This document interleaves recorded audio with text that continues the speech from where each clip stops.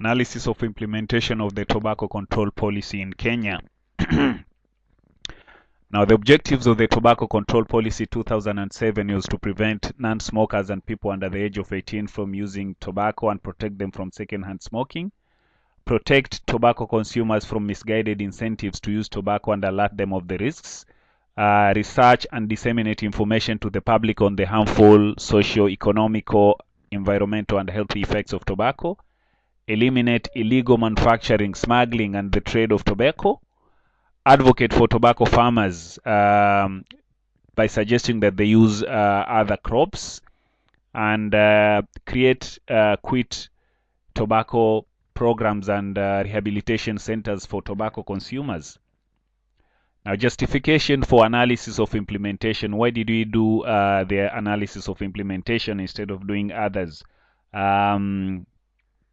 I'll bring you the Australian policy cycle model, which we actually used, and we did policy analysis. We did the policy for analysis for policy and implementation, and these are the reasons why we did that. Now, policies aren't really effective if they aren't really implemented, and there's no way you can measure outcome or impact if the implementation phase doesn't really occur. The other thing we saw is that Kenya being a middle income country, we see that there's actually hardships in implementing the tobacco control policy, and so there's actually room there for improvement.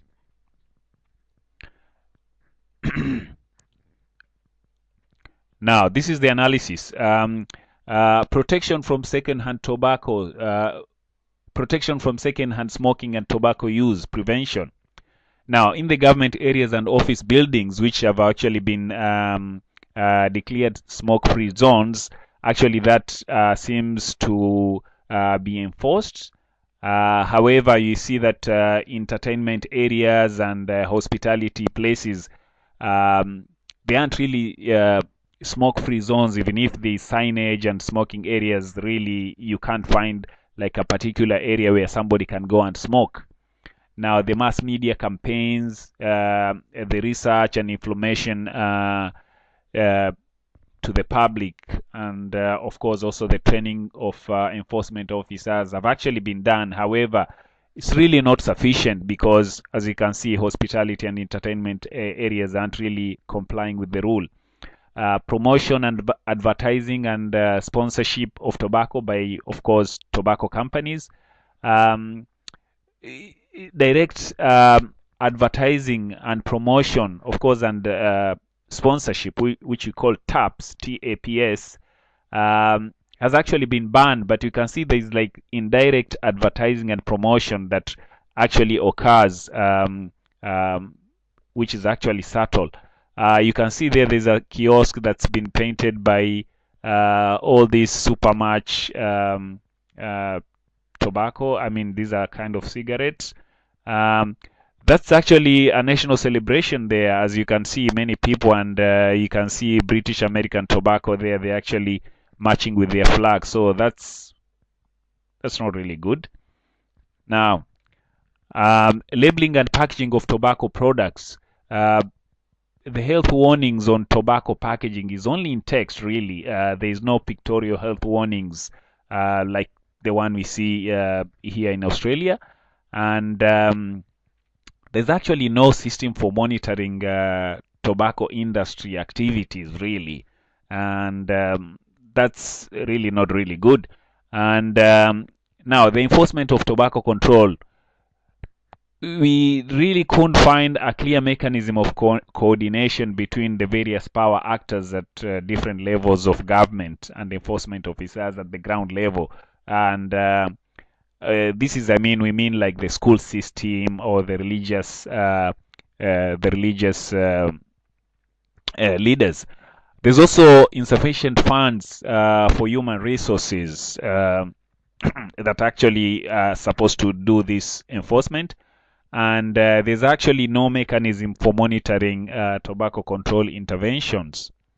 Of course, the tobacco industry has a lot of interference with the implementation of this policy.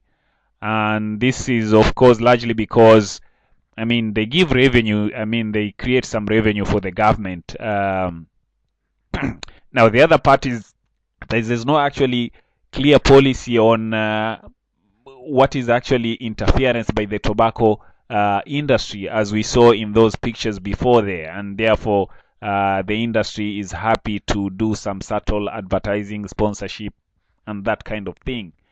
Now, the Ministry of Agriculture is actually supposed to suggest to farmers and actually encourage them that they use other crops like possibly pepper, possibly cashew nuts, other crops that they can actually export and generate income. But however, we find that that's still not happening.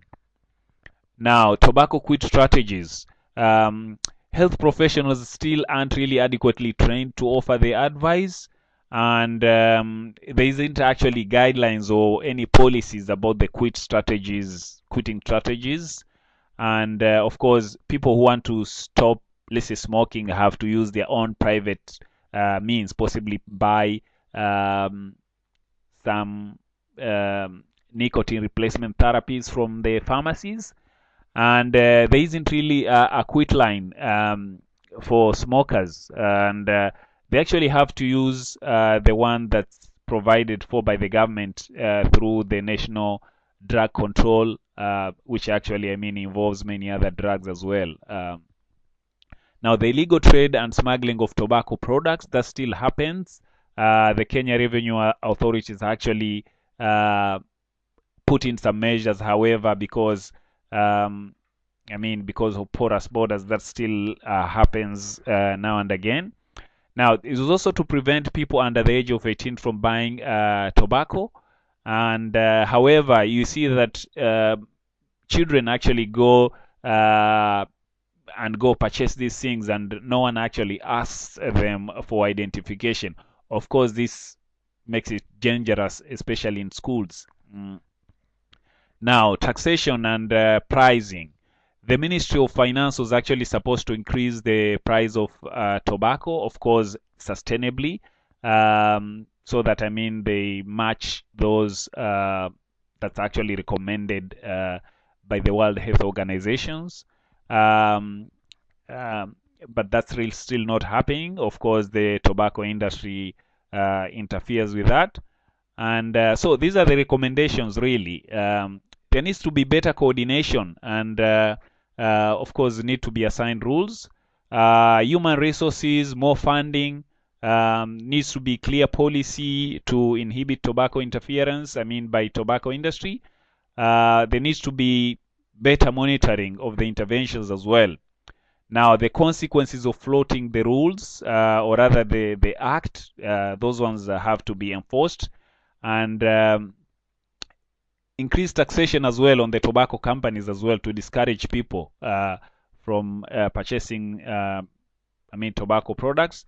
Now, there needs to be more pictorial warnings on the packagings as well. Now, we also need to eliminate smuggling and trade, of course, illicit trade in tobacco. The farmers need to be given alternative. They need to be supported in this, given alternative crops to farm, and so that they can export and generate income as well. Now, the contents of tobacco need to be standardized so that, I mean, it matches up, of course, with the global standards. Now, health professionals have to be trained as well, and so that they know what to do, I mean, for somebody who wants to smoke or to advise. And there needs to be more campaigns and public awareness. And also, the tobacco companies have to be banned from subtle forms of advertising, as we've seen in those photos before there.